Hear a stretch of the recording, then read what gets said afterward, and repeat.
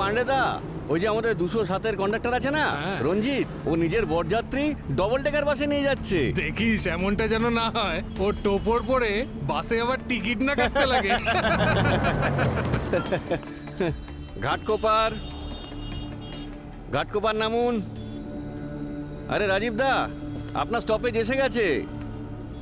আরে রাজীব দা দেখছি এখানেই ঘুমিয়ে পড়েছে। রাজীব দা, রাজীব দা, আপনার স্টপেজ এসে গেছে। রাজীব দা, কি হলো কি হলো? কি হলো হ্যাঁ? কি হলো ওখানে? কি হলো? কিছু জানা গেল? গুলি মেরেছে না ছুরি মেরেছে? না গুলি করেছে না ছুরি মেরেছে। আরে বাবা রে বাবা, এটা পুরো লাল হয়ে গেছে। কিভাবে? বিষ। বিষ? পুরবি, হুম। আমি তো লাশ নীল হতে দেখেছি, কিন্তু এর ক্ষেত্রে লাল কিভাবে হয়ে গেল বডিটা? এবার কোন বিষ কোন বডির সঙ্গে কি রিয়্যাক্ট করে সেটা তো বডি টু বডি ডিপেন্ড করে।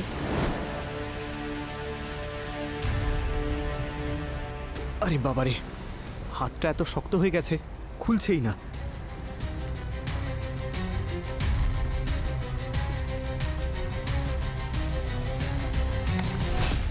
রিগার মর্টিস এত তাড়াতাড়ি? বডি রিগার মর্টিস হতে তো প্রায় 2-3 ঘন্টা সময় লাগে, আর হাত পা আঙুল এভাবে আটকাতে 4-5 ঘন্টা। 4 ঘন্টা? কিন্তু এরকম তো সম্ভবই নয়, কারণ রাজীব দা যেখানে দাঁড়িয়েছিল, মানে উঠেছিল, সেখান থেকে ওনার ঘাটকোপার পৌঁছতে 45 মিনিট লাগে। আর প্রথম দিকে 10-15 মিনিট তো উনি খুব ভালো কথা বলছিলেন। এটা কিরকম বিষ যেটার জন্য 8 ঘন্টার মধ্যে বডি রিগার মর্টিস হয়ে গেছে? বডি এত শক্ত হয়ে গেছে। আচ্ছা, যখন উনি বাসে উঠেছিলেন তখন কিছু মনে হয়েছিল? ওনার শরীর খারাপ করছিল? ওনার কি মাথা ঘুরছিল? না, তেমন তো কিছু দেখতে পাইনি। উনি খুব ভালো ছিলেন, ভালোই কথা বলছিলেন। আসুন আসুন রাজীব দা, আমি তো ভাবছিলাম আপনি বোধহয় বাস মিস করবেন। আসবো না মানে কি? আজ পর্যন্ত তোমার বাস মিস করেছি? তা বটে। ভালো আছো তো?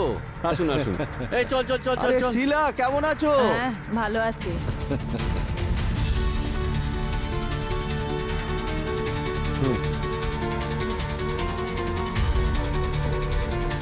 তারপর কি খবর বলো? এই চলছে।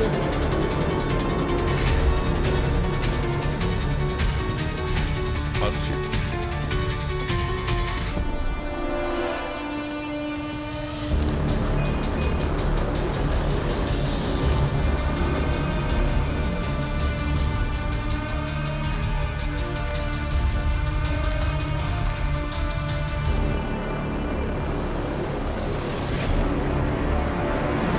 আচ্ছা, ওনার পাশে যে বসেছিলেন তিনি কে? জানি না, উনি 3-4 মাস ধরে তো আমাদের বাসেই আসছিলেন, কিন্তু তারপরে বেশ কয়েক মাস আসেননি। কালকে আবার উনি এসেছিলেন। আচ্ছা, ও কোথায় নেমেছিল? মনে পড়ছে না স্যার, ঠিক মনে করতে পারছি না। মনে পড়ছে না মানেটা কি? তুমি কন্ডাক্টর, তোমার বাস থেকে লোকে কোথায় নেমে যাচ্ছে তুমি জানো না?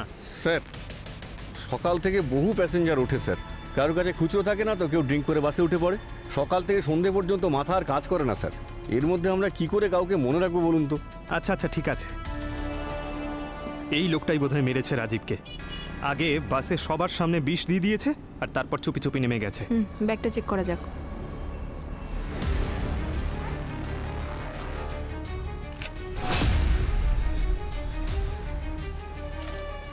এতগুলো ক্যাশ! আরে অন্তত 5 লাখ টাকা তো হবেই। ব্যাগে টাকা আছে, হাতেই ম্যাগাজিন। তুমি বললে না যে উনি মারা যাওয়ার আগে একটা ম্যাঙ্গো ফিস খেয়েছিল? বোতলটা কোথায়? সেটা ঠিক বলতে পারবো না, কিন্তু আমি যখন রাজীব দাকে ডাকতে আসলাম তখন বোতল এখানেই ছিল।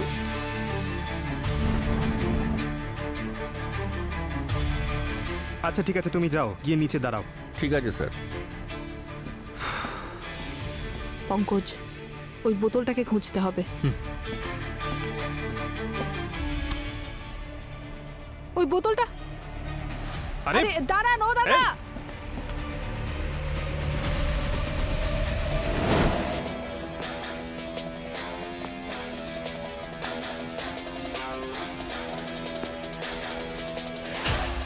আরে ও দাদা, দাঁড়ান বলছি। আরে আরে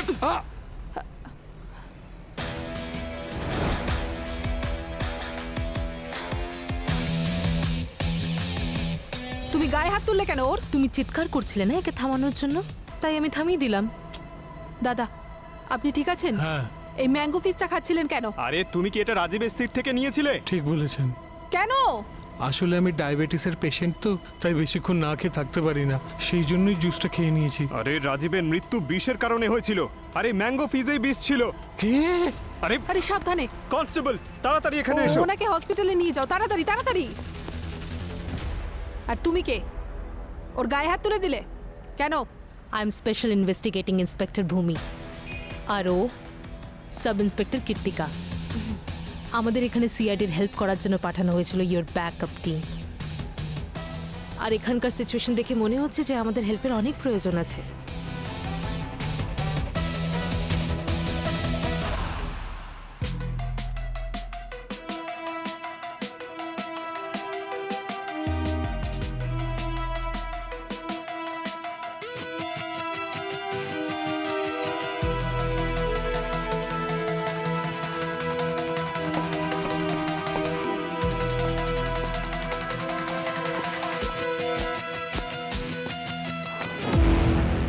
দয়া স্যার, অভিজিৎ স্যারের ফোন অ্যাভেলেবেল নেই।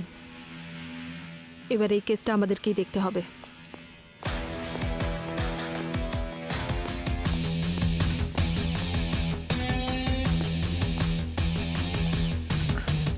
আই নো তোমাদের দুজনের এই কেসটা খুব চ্যালেঞ্জিং মনে হচ্ছে, কিন্তু ডোন্ট ওয়ারি, আমি এরকম অনেক কেসেস হ্যান্ডেল করেছি। ফর এক্সাম্পল, বডির লাল হয়ে যাওয়া আর টাইটনেস দেখে আমি বুঝে গিয়েছিলাম যে রাজীবের মৃত্যু ফাইনাইডের কম্পাউন্ডের জন্য হয়েছে। ভূমি ম্যাম ইজ অলওয়েজ রাইট। এই অটোপসি রিপোর্টটা পড়ুন। এখানে লেখা আছে রাজীবের মৃত্যু ফাইনাইডের কম্পাউন্ড সাইনোটেক 7 থেকে হয়েছে। এই বিষটা এতটাই বিষাক্ত যে 0.005 মিলিগ্রামও একটা মস্ত বড় হাতিকে নিমিষে শুয়ে দিতে পারে। তাহলে এই ড্রাইভার কেন মারা গেল না? ও তো রাজীবেরই মতো ম্যাঙ্গো ফিজ খেয়েছিল। ও তো শুধু অজ্ঞান হয়ে গেল। ও তো বিষের নাম শুনতেই অজ্ঞান হয়ে গিয়েছিল। বিষের জন্য নয়, তুমি যে চটটা মেরেছিলে না, সেই জন্যই ওকে হসপিটালে যেতে হয়েছে। তাই পরের বার যা পদক্ষেপ নেবে ভেবে চিনতে নেবে। ভাবতে থাকার সিআইডির স্টাইল, আমি ডিরেক্ট অ্যাকশন নিই। ম্যাম ম্যাম ম্যাম ম্যাম আমার মনে হয় যে এই বিষয়ে তাড়াতাড়ি অ্যাকশন নেওয়া উচিত। আসল খুনি এখনো প্রকাশ্যে ঘুরে বেড়াচ্ছে। আরে you are very smart, I am very impressed. Thank you. যদি ওই ম্যাঙ্গো ফিসে বিষ না থাকে, তাহলে রাজীবের বডিতে ওই ফাইনাইড গেল কি করে? বিষ 100% রাজীবের মুখ দিয়েই পেটের ভেতর গেছে। ম্যাম এই কথাটা কনফার্ম যে রাজীবকে বিষটা বাসিয়ে দেওয়া হয়েছে। এই বিষটা এতটাই বিষাক্ত যে কেউ খেলেই 30 সেকেন্ডের মধ্যেই মারা যাবে। কারেক্ট, রাজীবের মৃত্যু ওই বাসের মধ্যেই হয়েছে। আর রাজীবের পাশে যে লোকটা বসেছিল, হয়তো ওই কিছু করেছে।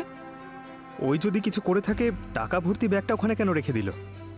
এটা প্রয়োজন নেই যে খুন টাকার জন্যই করা হয়েছে। ম্যাডাম, স্কেচ রেডি হয়ে গেছে। একদম ঠিক বলেছো তুমি। টাকার জন্য এই খুনটা হয়নি। রাজীবকে তাহলে মারা হলো কেন?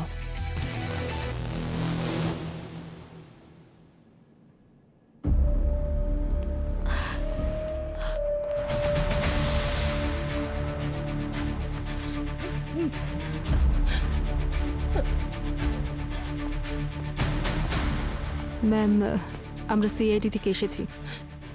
আমি জানি এই সময়টা প্রশ্ন করার নয়, কিন্তু এই সব ফর্মালিটিসের জন্য আমাদের হাতে সময় নেই। আমার আপনার কাছে কিছু আর্জেন্ট প্রশ্ন আছে। এক মিনিট। হ্যাঁ ভূমি,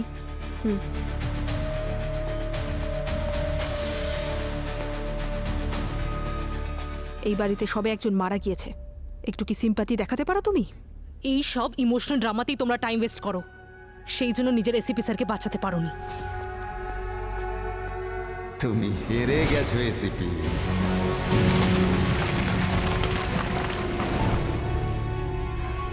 এসিপি স্যার, না স্যার।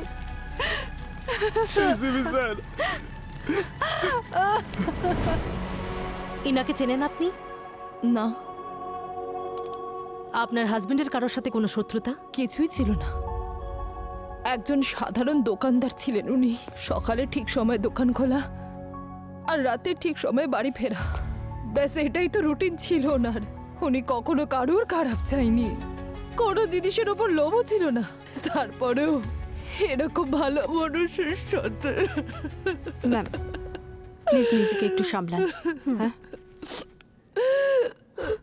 তোমার বাবার ব্যাগ থেকে যে 5 লাখ টাকা ক্যাশ পাওয়া গেছে, বলতে পারবে ওটা কি করে এলো, কোথা থেকে এলো? না মানে দোকানের প্রতিদিনের ইনকাম খুব বেশি হলে ওই মাত্র 20,000-এর মতোই হয়, আর আজকাল তো সমস্ত পেমেন্ট অনলাইনেই হয়। বাবার কাছে এতগুলো ক্যাশ কোথা থেকে এলো জানি না। ঠিক আছে, থ্যাংক ইউ।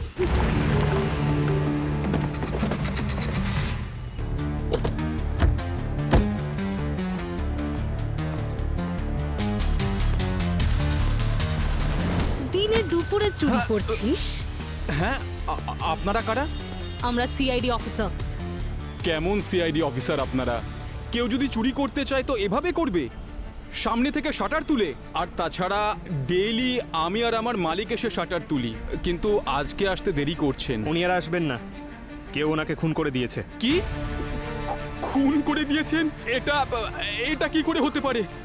হে ভগবান, উনি তো আমাকে নিজের ছেলের মতো মনে করেন। এরকম ভাবে কেঁদো না করে তুমি, হলো? শান্ত হও, কেন কষ্ট হলো? পেও না এরকম ভাবে। হায় কীর্তিকা, ভগবান। এদিকে এসো। উনি অনেক সময় মিথ্যেই কান্নাকাটি করে, বলুন না স্যার, কে মেরেছে আমার মালিককে?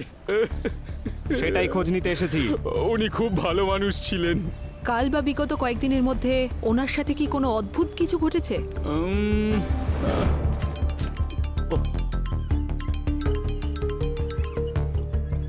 হ্যালো হ্যালো, অদ্ভুত লোক তো।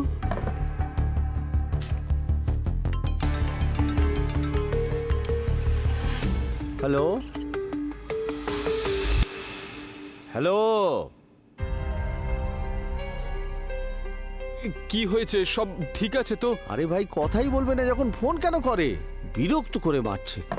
তুই এক কাজ কর, আমার ব্যাগটা দে, আমি এক্ষুনি বেরোচ্ছি। ঠিক আছে। এই ফোনের চক্করে বাসটা নির্ঘাত মিস করব।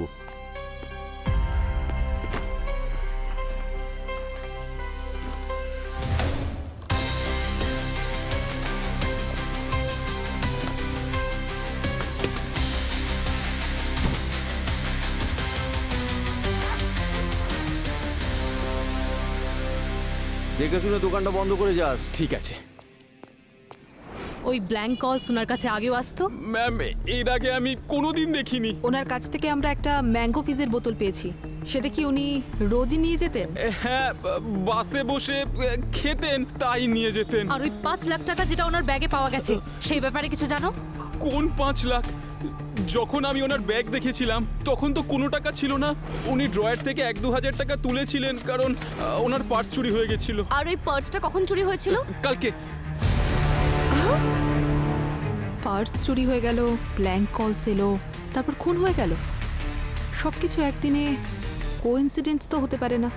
টাকা যদি দোকান থেকে না নিয়ে গিয়ে থাকে, তার মানে বাস স্টপে পৌঁছানোর আগে কোথাও একটা নেমে টাকা নিয়েছিল। না, একদম না। ওনার স্কেডিউল ফিক্সড ছিল, কারণ পায়ে হেঁটে যেতে 10 মিনিট লাগতো বাস স্ট্যান্ডে। প্রতিদিন সঠিক সময় দোকান থেকে বেরোতেন। ওনার কালকে ব্ল্যাঙ্ক কলের জন্য দেরি হয়ে গিয়েছিল। আরে উনি তাহলে রাইট টাইমে বাসটা কি করে ধরলেন? ওই যে সুখী আছে না, ওই তো সঠিক সময় বাইকে করে পৌঁছে দিল। সুখিকে? এই তো এই দোকানের ম্যানেজার। চলো এই সুখীর সুখ দুঃখের কথা জেনে আসি। না স্যার, এখন যাবেন না। যদি আপনারা এখন যান তো ওর চাকরি চলে যাবে। কেন? আসলে ওই দোকানের মালিক কৃষ্ণবাবুর সঙ্গে আমাদের মালিকের ঝগড়া হয়ে গেছে। যদি উনি জেনে যান যে সুখী ওকে সাহায্য করেছে, তাহলে ওর অনেক সমস্যা হয়ে যাবে। Thank you. এই পেন্ডেন্টের ডিটেলসগুলো কোথায় গেল? Sorry sir. আরে তোমার সরি তোমার কাছেই রাখো। কাস্টমারদের ডিটেলসগুলো রাখতে পারো না ভালো করে? এইভাবে কাজ করবে এখানে? একে অন্যের দিকে না তাকিয়ে এবার মুখটা খোলো, তা না হলে তোমাদেরকে না আমি গুলি করে মারবো। আচ্ছা, গুলি করবি? নে মার গুলি। সিআইডি। না না ম্যাডাম, আমি কি করবো এইসব বন্দুক টন্দুক নিয়ে? আসলে স্টাফেরা ভালো করে কাজ করে না, তাই একটু বকাঝকা করতে হয়। আপনারা কি নেবেন? ঠান্ডা গরম চা কফি? ঠান্ডা একটা coffee. You mean cold coffee? Ma'am আপনি? খুনি। আপনারা সবাই লাইন করে দাঁড়ান, সবার সাথে কথা আছে আমার। নিন তাড়াতাড়ি করুন। চলো লাইনে লাইনে দাঁড়াও। দাঁড়ান, চলুন। এক মিনিট কি ব্যাপার আপনারা কারা কি হচ্ছে এইসব আপনি কে? ম্যাম ইনি হলেন আমাদের ওনার। ভালো কথা, আপনিও লাইনে দাঁড়ান। আসুন আসুন, তাড়াতাড়ি করুন আপনারা। ইনি কে? এ ওনার ছেলে। চলুন আপনিও বাইরে আসুন, তাড়াতাড়ি আসুন, সবাই লাইনে দাঁড়ান তাড়াতাড়ি। খুবই ভালো মানুষ ছিল রাজীব বাবু আজকের সময়ে এত ভালো একজন প্রতিবেশী দোকানদার পাওয়া ভাগ্যের ব্যাপার অ্যাক্টিং কেন করছেন আপনি? কোনো অ্যাওয়ার্ড পাবেন না। আমরা জানি 5 মাস আগে আপনার আর রাজীবের মধ্যে একটা ঝামেলা হয়েছিল, ব্যাপারটা হাতাহাতি পর্যন্ত গড়ায়। বেরিয়ে যা এখান থেকে তুই আমাকে থাপ্পড় মারলি ঠিক করলি না এই বাজারে আমার একটা সম্মান আছে আর আমার বুঝি নেই? একবারও ভাবলি না সকাল সকাল দোকান কেনার জন্য চলে এলি? আরে তুই সোনার উপর ব্যবসা করিস আর আমি শাড়ির ব্যবসা করি, তাতে কি যায় আসে? আরে শাড়ির ব্যবসা করলেও বাজারে আমার যথেষ্ট সম্মান আছে, বুঝতে পারলি? আরে কি করবি তুই এই দোকান নিয়ে কি করবি তুই হ্যাঁ তোর তো ছেলেপুলে কেউ নেই কার জন্য ছেড়ে যাবি এইসব আরে এই বংশ সামলানোর জন্য শুধু ছেলে হলেই চলে না, একজন মেয়েও সামলাতে পারে। আরে আমার মেয়ে বনমালা, ওর নামে লিখে দেবো সব, দেখবি ও ঠিক সামলে আচ্ছা নেবে। ঠিক আছে যা ইচ্ছা কর তুই তোর দোকান নিয়ে আরে আমি তো তোর দোকানের খুব ভালো দাম দিচ্ছিলাম কিন্তু তুই তোর 14 গোষ্ঠী সংসার নিয়ে সারা জীবন শাড়ি ব্লাউজ ঘাগলা চলি বিক্রি করবি কর সারা জীবন তুই এখানেই পচে মর আমার কিচ্ছু বলার যা নেই এখান থেকে। হ্যাঁ যাচ্ছি ঠিক আছে এই চলো সবাই কি দেখছো বাইরে চলো আমি বেঁচে থাকতে এই দোকান আমার মেয়ের নামেই করে দেবো। আমার মেয়ে বনমালাই সামলাবে এই শাড়ির দোকান।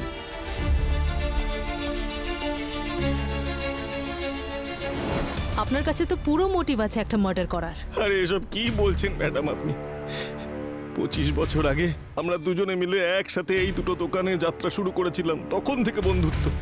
আরে মানছি আমাদের মধ্যে ছোট একটা ঝামেলা হয়েছিল, কিন্তু ম্যাডাম এর জন্য তো আমি ওনাকে প্রাণে মেরে ফেলবো না, তাই না? খুনিকে আমরা ঠিক খুঁজে নেব। কাল রাতে রাজীব বাবুকে তুমি বাসে তুলে দিয়ে এসেছিলে না? হ্যাঁ, আরে আমাকে জিজ্ঞাসা করে সব কাজ করিস, আরে উত্তর দে যা বলছে। কাল রাতে আমি যখন বাড়ি যাচ্ছিলাম দেখলাম রাজীব দাদা তাড়াহুড়ো করে কোথাও যাচ্ছিলেন। আমি জিজ্ঞেস করাতে বললেন বাসের জন্য দেরি হয়ে যাচ্ছে, আমায় বাঁচাবে। তাই ওনাকে আমি বাস পর্যন্ত ছেড়ে দিয়েছিলাম। ধন্যবাদ, আসছি। আচ্ছা রাজীব কি রাস্তায় কারোর সঙ্গে দেখা করেছিল? কারোর থেকে ক্যাশ নিয়েছিল? না স্যার, বাইকে বাস স্টপ পর্যন্ত যেতে 2 মিনিট সময় লাগে। ইনফ্যাক্ট আমি ওনাকে বাসে উঠতেও দেখেছিলাম, তো আমার সামনে তো কারোর সঙ্গে দেখা হয়নি। নিজের দোকান কি বিক্রি করে দিয়েছিল তবে? মানে কোন ক্যাশের কথা বলছেন? মানে কোনো অ্যাডভান্স নিয়েছিলেন কি? কাল রাতে 11টার সময় আপনি কোথায় ছিলেন? আমি আমার বিল্ডিং এর সামনের পার্কে ছিলাম, রোজ যাই আমি ওখানে নাইট ওয়াক করতে। বাবা তুমি মিথ্যে কথা কেন বলছো? মানে আরে আরে কোথায় মিথ্যে বলছি আমি? আমি তো গেছিলাম পার্কে নাইট ওয়াক করতে কালকে। হ্যাঁ বাবা, তুমি কাল রাতে ওয়াক করতে গেছিলে সেটা আমি মানছি, কিন্তু তুমি কি রোজ যাও নাকি? হ্যাঁ রোজ যাও? তুমি যাও না তো, তার মানে তো মিথ্যা বলছো। মাসে শুধুমাত্র 2-4 বার যায় ওয়াক করার জন্য। আমি তো বলি যে আমার সঙ্গে প্রতিদিন জিমে চলো। উনি তো বাবা তো যাই না। যতটা জিজ্ঞাসা করা হচ্ছে ততটাই উত্তর দিবি, বেশি ওভার স্মার্ট হয়ে বিপি আমার বাড়াস না। বাবা বাবা কাল রাতে ওয়াক করতে গেছিল, ঠিকই বলছে বাবা। আর তুমি ময়ূর, সে সময় তুমি কোথায় ছিলে? আমি আরে কি তখন থেকে ম্যা করছিস? কোথায় ছিলে কালকে রাত্রে 11টার সময় তুই? আমি কাল রাত্রিবেলা মুভি দেখতে গেছিলাম। এই দেখুন আমার কাছে টিকিটও আছে, দেখুন। 2টো টিকিটস আছে। আরেকজন কে ছিল তোমার সাথে? আরেকজন আরে তুমি তুমি তো নার্ভাস কেন হচ্ছ? বলে দাও না সত্যি কথা। আরে এদিকে এসো, এদিকে এসো। কি করছো কি তুমি? সবার গলা জড়ি ধরবে নাকি? কিন্তু ও তো আরে কাছে তো কি হয়েছে? চুপ করে দাঁড়িয়ে থাকো। আরেকজন কে ছিল তোমার সাথে? সব সময় বন্ধুদের সাথে ঘুরে বেড়ায়, কখনো জিম কখনো ফিল্ম দেখতে যায়, এক ফোঁটা ব্যবসাতে মন নেই। আরে আমার পরে তো এই ব্যবসা লাটে উঠবে দেখছি। বাবা এরকম ব্যাপার নয়, আমি তো চেষ্টা করছি, দেখছো তো। চেষ্টাতে করছি, দেখ ওই সুখীকে দেখ, ও একলা সারা দোকান সামলে নেয়, প্রচন্ড পরিশ্রম করে। কি সামলায় ও? হ্যাঁ তোমার আসার আগে ও স্টাফদের জিজ্ঞেস করছিল যে ওই পেন্ডেন্টটা কে বানিয়েছে। কাস্টমারদের তো কোনো খোঁজই রাখে না, বড় বড় কথা বলে আর বড়া পাও খেয়ে যায় শুধু। কোন পেন্ডেন্ট? দাঁড়াও, এই যে এই পেন্ডেন্টটা। আরে এর উপর তো বনমালা লেখা। বনমালা? রাজীবের মেয়ে? দেখি।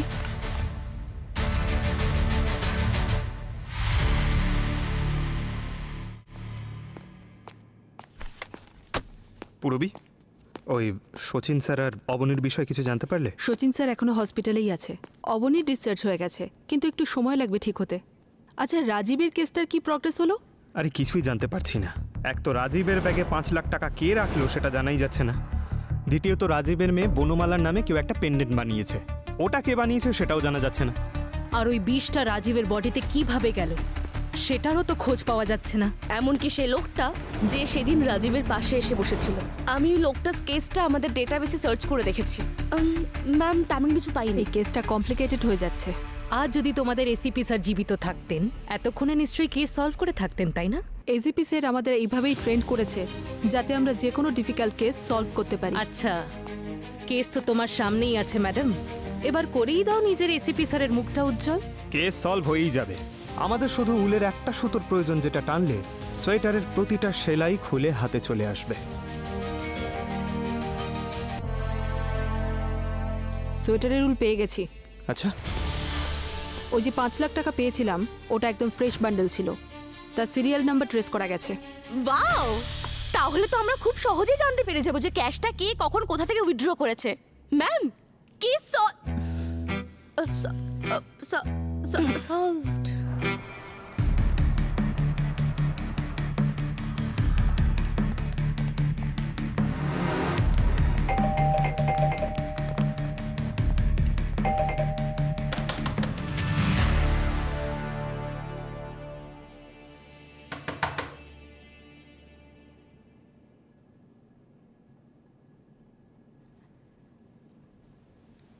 দরজা ভাঙতে হবে। আমি? আরে আমি কিভাবে? আরে বাবারে, দয়া স্যারের অভাব বোধ করছি। উনি আমাকে সাহায্য করবেন। জয় দয়া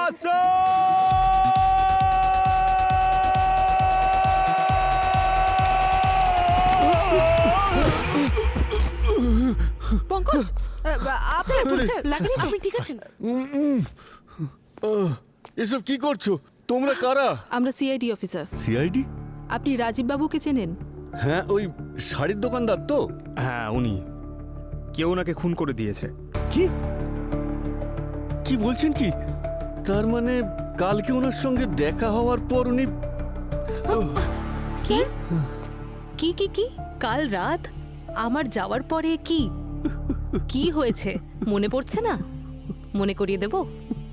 রাজীবকে আপনি বাসে বিষ দিয়েছেন আর আপনার যাওয়ার পর ওর মৃত্যু হয়ে যায়, সেটাই না? হ্যাঁ, বেশি চালাকি দেখায়। ভূমি, 1 মিনিট। সুধাকর বাবু, আপনি বলুন, রাজীব বাবুর সঙ্গে আপনি দেখা করেছিলেন কাল, কেন? ওনার টাকা ফেরত দিতে। ওই 5 লাখ টাকা? হ্যাঁ, আমার ছেলের ইউএস যাওয়ার জন্য রাজীব দা আমাকে 5 লাখ টাকা ধার দিয়েছিল। তারপর পরশু যখন আমার এফডিটা ম্যাচিওর করলো, কালকে আমি তক্ষুনি টাকাটা ফেরত দিতে ওনার কাছে যাই। রাজীব দা কেমন আছে? ধন্যবাদ। তাহলে আপনি ওনার বাড়ি বা ওনার দোকানে যেতে পারতেন। বাস স্টপে কেন গেলেন? বয়স্ক মানুষ স্যার, বেশি হাঁটা চলা করতে পারি না। আর তাছাড়া রাজীবদার দোকান আমার বাড়ি থেকে অনেকটা দূর, তাই কাছের বাস স্টপেজটায় চলে গেলাম আর ওনার বাসে উঠে পড়লাম। বহুদিন থেকে ওনার রুটিন আমি জানি, তাই বাস নাম্বারটাও জানি। 1 মিনিট, আমি রাজীবদার কাছ থেকে যে 5 লাখ টাকা নিয়েছিলাম তার এন্ট্রি আমার পাসবুকে নিশ্চয়ই রয়েছে। আমি এক্ষুনি নিয়ে এসে দেখাচ্ছি।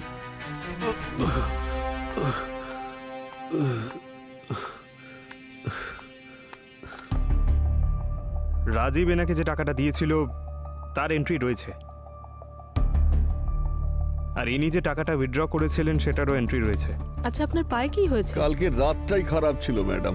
রাজীব দার সঙ্গে দেখা করে যখন পরের বাস স্টপে আমি নামি, তখন আমিও মরতে মরতে বেঁচে গেছিলাম। কি হয়েছিল? একটা বাইকওয়ালা এসে ধাক্কা মারে। এই এখন কি সব হাই স্পিড বাইক এসেছে না, এইসবের জন্য আমাদের হাঁটা চলা দুষ্কর হয়ে গেছে। Sports bike? হ্যাঁ, অরেঞ্জ কালারের ছিল।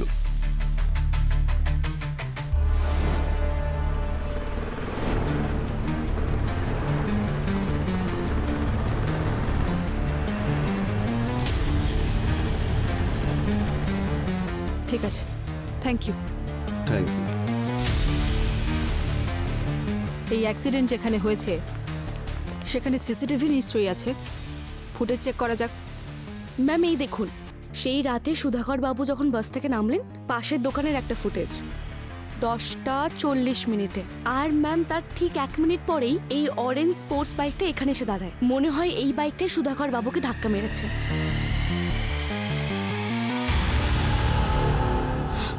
ও তো ময়ূর। প্লিজ আপনারা আমার কথা বিশ্বাস করুন, আমি রাজীব আঙ্কেলকে মারিনি। ইনফ্যাক্ট আমি তো ওনাকে ইমপ্রেস করতে চেয়েছিলাম। কেন? বনমালার সঙ্গে বিয়ে করার জন্য। আরে এসব কি বলছিস তুই?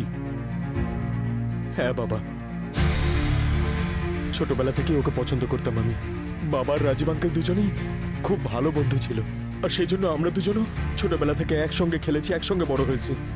কিন্তু সেই দিন এনাদের দুজনের ঝগড়ার পর থেকে জানি না কেন বনমালা আমার থেকে দূরে সরে যেতে থাকলো। আর হ্যাঁ, ওই দিন রাতে আমাদের দুজনের মুভি দেখার প্ল্যান ছিল।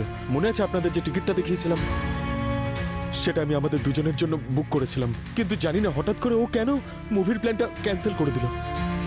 আর তারপর আমি ভাবলাম যদি এরকমই চলতে থাকে তাহলে ও খুব তাড়াতাড়ি আমার সঙ্গে ব্রেকআপ করে নেবে, যেটা আমি চাইনি। কারণ আমি ওকে ভালোবাসতাম, ওর সঙ্গে বিয়ে করতে চাইতাম। আর তারপর আমি ভাবলাম যে এবার রাজীব আঙ্কেলের সঙ্গে আমার কথা বলা উচিত। আর শেষমেশ আমি ওনাকে কল করলাম, কিন্তু কেন জানি না ওনার সঙ্গে ফোনে কথা বলার আমার সাহস হলো না। হ্যালো হ্যালো, তাহলে ব্ল্যাঙ্ক কলটা তোমার ছিল? হ্যাঁ, ওনার সঙ্গে ফোনে কথা বলতে পারিনি বলে ভাবলাম যে আমি বরং একটা কাজ করি, রাজীব আঙ্কেলের সঙ্গে ফেস টু ফেস গিয়ে কথা বলবো। আর তারপরে যেই আমি ওনার সঙ্গে কথা বলার জন্য ওনার শপে গিয়ে পৌঁছালাম, তখন এই মহাপুরুষ সুখী ওনাকে নিজের বাইকে বসিয়ে নিয়ে যাচ্ছিল। এবার আপনারাই বলুন, আমি আসলে ওর সামনে ওনার সঙ্গে কি করে কথা বলতাম? কি ঠিক বলেছি তো? সেই জন্যই আমি ওনাদেরকে ফলো করলাম।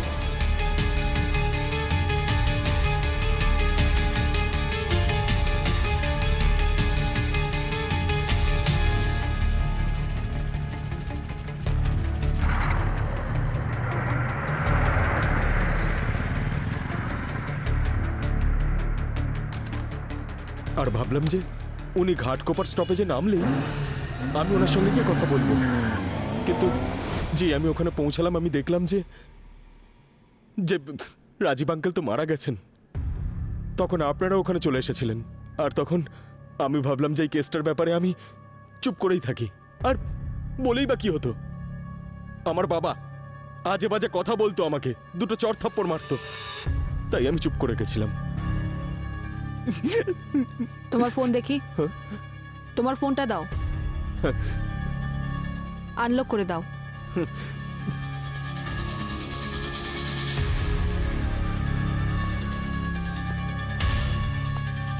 ঠিকই বলছে, ওর আর বনমালার চ্যাটস আছে।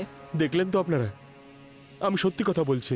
হ্যাঁ ময়ূর সত্যি কথা বলছে, কিন্তু 1 নম্বরের গাধা।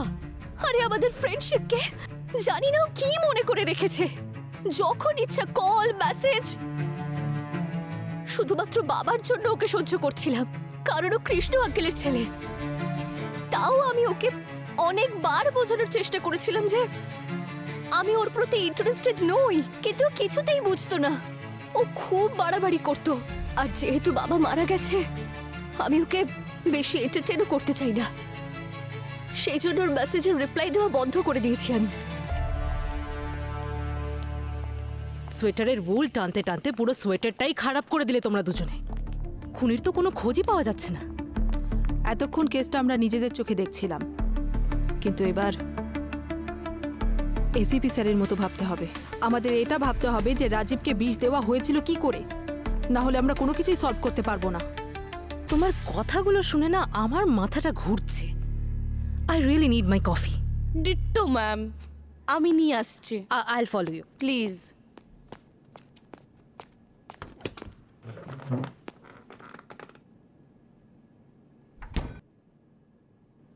ম্যাম, দুধ তো কেটে গেছে। হ্যাঁ, কি হয়েছে?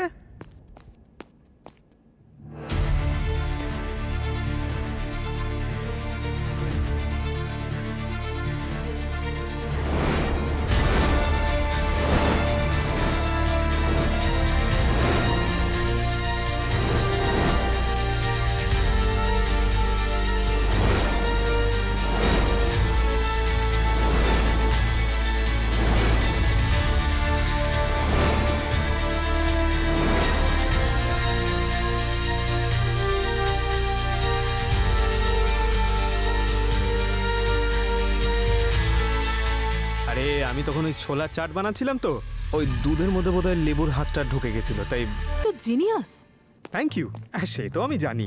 আমরা না একটা কাজ করি, এটা দিয়ে পনির বানাই। এমনিতেও মার্কেটে পনির যা খারাপ। আচ্ছা একটা কথা বলো তো, পনির তৈরি করা হয় কি করে? সিম্পল। লেবুতে যে অ্যাসিড থাকে সেটা দুধের মধ্যে দিলেই দুধ কেটে ছানা হয়ে যায়, আর সেখান থেকে পনির বানিয়ে নাও, বাজা খুশি। এক্স্যাক্টলি, দুধ নিজের জায়গায় স্টেবল আর লেমন জুসও, কিন্তু যদি দুটো মেশানো হয় তাহলে কেমিক্যাল রিয়াকশনে থার্ড কম্পোনেন্ট তৈরি হয়, যেমন পনির। ঠিক সেইভাবেই যেরকম দুটো হার্মফুল কেমিক্যাল মিশে ফাইনাইট কম্পাউন্ড ফাইনেটিক 7 তৈরি হতে পারে। কারেক্ট। তার মানে খুনি রাজীবকে দুটো আলাদা আলাদা কেমিক্যাল খাইয়েছিল বা টাচ করতে বাধ্য করেছিল। বাহ, মানতে হবে, সিআইডি টিমের প্রশংসা করতেই হবে। চ্যালেঞ্জ করলে পারফর্ম তো নিশ্চয়ই করে। এবার আমাদের এটা জানতে হবে যে দুটো কেমিক্যাল কি ছিল আর রাজীবের শরীরে কিভাবে গেল। আমি রাজীবের ওই ম্যাঙ্গো ফিজে একটা কেমিক্যাল পেয়েছি যার নাম নেরিথোসিন এক্স। ডক্টর গার্গী, আমি আর্টসের স্টুডেন্ট ছিলাম, আপনি প্লিজ আমাকে আমার ভাষায় বোঝাবেন। যদি আপনার ভাষায় বলি তাহলে এটা হলো খুবই ক্ষতিকারক একটা কেমিক্যাল। আরে তাহলে এটাই বলুন না। কিন্তু ওই ম্যাঙ্গো ফিস যদি এতই বিষাক্ত ছিল তাহলে সেই ড্রাইভারও তো খেয়েছিল, ওর কিছু হলো না কেন? যদি এটা আমরাও খেতাম তাহলেও কিছু হতো না। নেরিথোসিন এক্স এটা একটা ফুড কালার, যেটা ইন্ডিয়াতে ব্যান হওয়া সত্ত্বেও অনেক জুস এবং ক্যান্ডিতেও পাওয়া যায়, আর দেখতে এটা হলুদ রঙের। সেই জন্য ম্যাঙ্গো ফিজে ওটা দেখা যায়নি। তাহলে ফুড কালার ফাইনাইডের কাজ করতে পারে? ইয়েস, কিন্তু এটা যখন ডাইট্রিক অ্যাসিডের কন্ট্যাক্টে আসে তখন। আর সেই জন্য ওই দিন ড্রাইভার বেঁচে গেছিল, কারণ সে ডাইট্রিক অ্যাসিডের সংস্পর্শে আসেনি। কারেক্ট। চলো একটা বিষয় তো কনফার্ম হলো যে ম্যাঙ্গো ফিজেই কেমিক্যাল ছিল, কিন্তু ওই কেমিক্যালটা ডাইট্রিক অ্যাসিড ওটা ওখানে কি করে পৌঁছলো? ডক্টর গার্গী, এই ডায়েট্রিক অ্যাসিডকে চেনার উপায় কি বলো তো?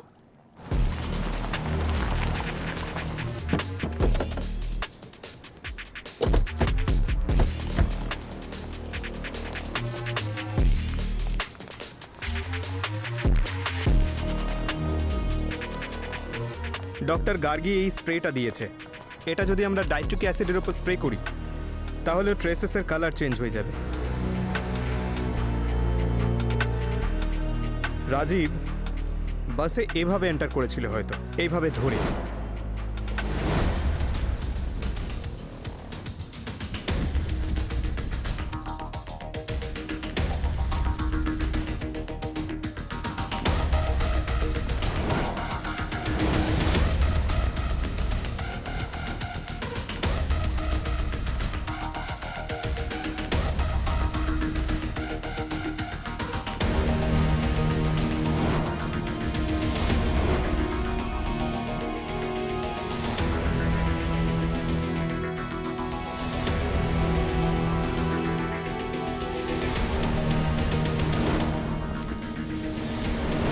রাজীবের বডি এই সিটে ছিল, এইখানে নিশ্চয়ই হাত রেখেছিল।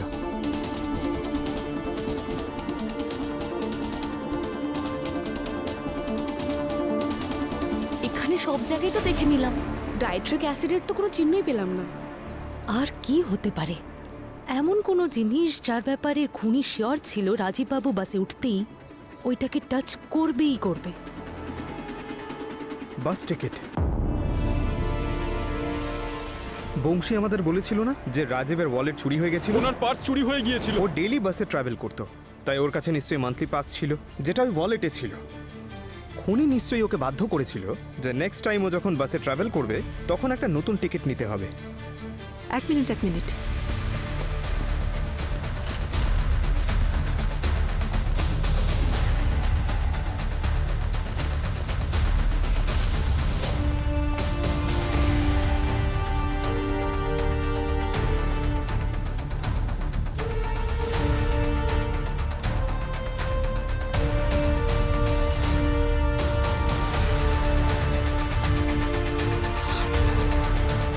You are right Pankaj, ticket রোলে অবশ্যই ডাইট্রিক অ্যাসিড লেগে থাকবে।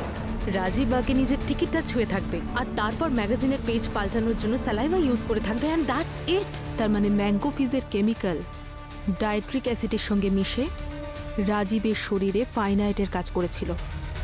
চলো ওই কন্ডাক্টর আমাকে এখানে চলে আসতে হয়েছে, তার উপর আমার টিকিটের মেশিনটাও নিয়ে নিলেন, তার উপর বসেরা আমার উপর চিৎকার করছে। চুপ করো, আমরাও আমাদের ডিউটি করছি।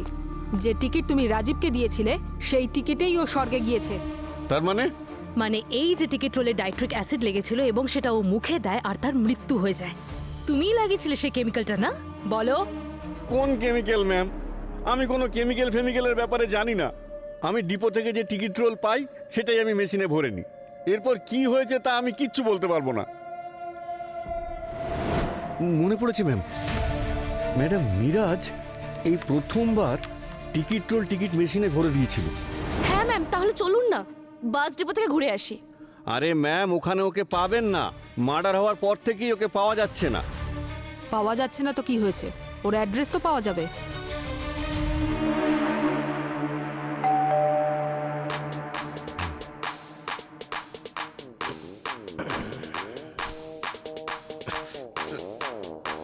এত লেট করে খাবার নিয়ে এসেছে, দেখবে আমি 0 স্টার দেব।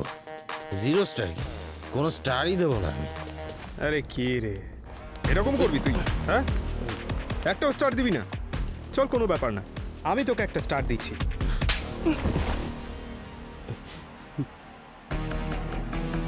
পার্টি করার টাকা পেলে কোথা থেকে? পার্টি করে টাকা মানে? এটা আমার কষ্টের রোজগার করা। আপনাদেরও যদি ইচ্ছে হয় লিটিল নিতে পারেন। আচ্ছা, একটা স্টার কম হচ্ছে তোর? হ্যাঁ, লিটিল আরো চাই তোর? হ্যাঁ, দেবো তোকে। না না না না স্যার, আমি বলছি স্যার, আমার একটা লোকের সঙ্গে দেখা হয়েছিল। ও বলেছিল কি যে আন্ধারি থেকে ঘাটকুপারের বাসে একটা বিশেষ ধরনের টিকিট রোল কন্ডাক্টরকে দিতে হবে, আর তার পরিবর্তে ও আমাকে অনেকগুলো সোনা দিয়েছিল স্যার। সোনা? হ্যাঁ হ্যাঁ। সোনা কোথায়? আচ্ছা তো স্যার, স্যার এই যে সোনা। কিন্তু এই সোনাগুলো কি দিতে পারে? দেখো তো, এ ছিল। হ্যাঁ ম্যাম, এই তো ছিল। আরে কি ব্যাপার ম্যাডাম, আপনারা আবার এসে গেছেন? দেখুন ম্যাডাম, এইভাবে যদি বারবার আপনারা আসেন তাহলে আমাদের দোকানের নাম খারাপ হয়ে যাবে ম্যাডাম।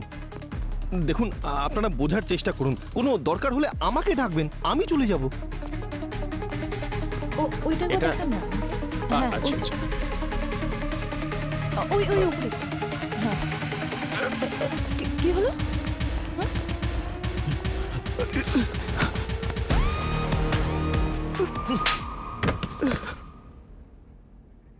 আরে আমি কোনো খুনটুন করিনি। আরে আমি তো ওই সময় বনমালার সঙ্গে মুভি দেখছিলাম। হ্যাঁ, ও আমার সঙ্গেই ছিল। আপনি চাইলে ও টিকিটও দেখিয়ে দিতে পারবে। দেখাও এদের।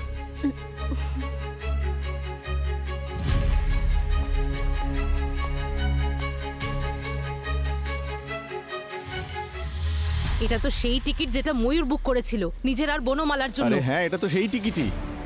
প্রমাণ পেয়ে গেছেন তো? অপেক্ষা করো, এখনো তো সাক্ষী আসেনি। চলো। তুই এখানে কি করছিস? তুমি তো ওকে সোনা দিয়েছিলে না শহর ছেড়ে দেওয়ার জন্য? কিন্তু ও বাড়িতে পার্টি করছিল। সুখী, তুমি আমাকে ভালোবেসে আমার বাবাকে মারতে পারলে? আরে আমি তো তোমাকে কোনোদিনই ভালোবাসিনি। আমি তো শুধু তোমাকে বিয়ে করে তোমার বাবার ওই দোকানটা নিজের নামে করাতে চেয়েছিলাম, যাতে কৃষ্ণবাবুর সঙ্গে ওই দোকানটা নিয়ে একটা ভালো ডিল করে ওনার পার্টনার হতে পারি। সব কিছু ঠিকঠাক চলছিল, এমনকি রাজীব বাবু আর কৃষ্ণবাবুর ওই ঝগড়াতে আমারও একটু লাভ হয়েছিল। কিন্তু এই ময়ূর আদা জল খেয়ে বনমালার পেছনে পড়েছিল, আর আমি শুধু এটাই ভয় পাচ্ছিলাম যে এদের দুজনের বিয়ে না হয়ে যায়, তাহলে তো আমার পুরো প্ল্যানই ফেল হয়ে যাবে। বনমালার কাছে আমি ময়ূরকে বদনাম করতে শুরু করলাম, আর একটা সময়ে আমি বনমালাকে এটাও বিশ্বাস করাতে পেরেছিলাম যে ময়ূর ওর জন্য একেবারেই উপযুক্ত নয়। আমি ভেবেছিলাম এই ঝগড়াটা হওয়ার পর রাজীববাবু ময়ূরকে ঘৃণা করতে শুরু করবে, তাই আমি ময়ূরের বিরুদ্ধে রাজীববাবুকে একটু উস্কে দিতে চলে গেলাম। আমি আপনাকে কি বলি রাজীববাবু, ওই ময়ূর 24 ঘন্টা বনমালাকে কল করতে থাকে। আরে ওকে বিয়ে করার স্বপ্ন দেখছে ও। ওকে কল করতে থাকে, ও যখন তোলে না মেসেজ করতে থাকে।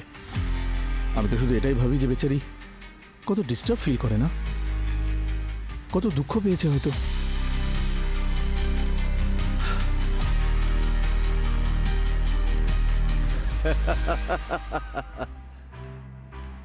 ময়ূর, ওকে আমি কোলে পিঠে মানুষ করেছি, ছোট থেকে চিনি আমি ওকে। সত্যি ও খুব ভালো ছেলে। ওর সাথে যদি বনমালার বিয়েটা হয়ে যায় তাহলে আমি চিন্তামুক্ত হতে পারি।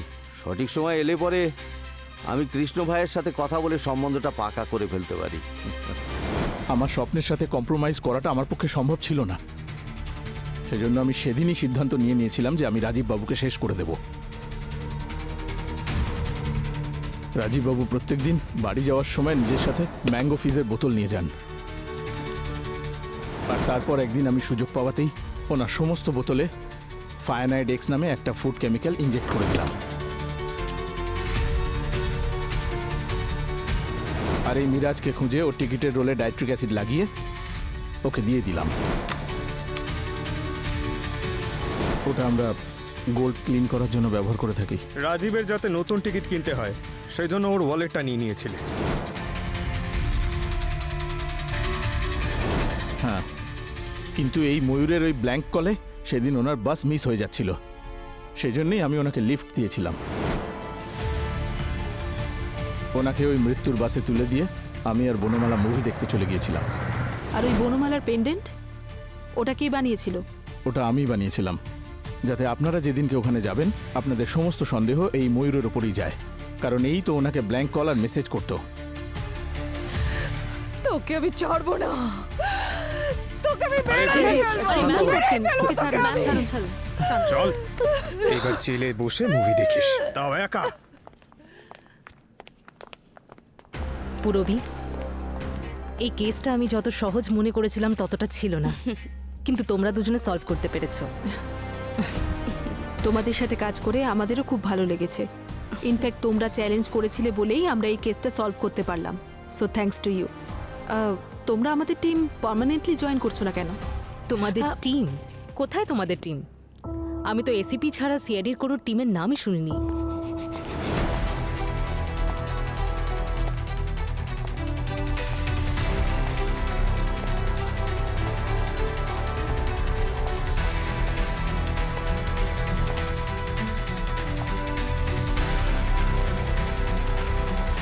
এক্সকিউজ মি, আপনি কে? তোমাদের নতুন এসিপি।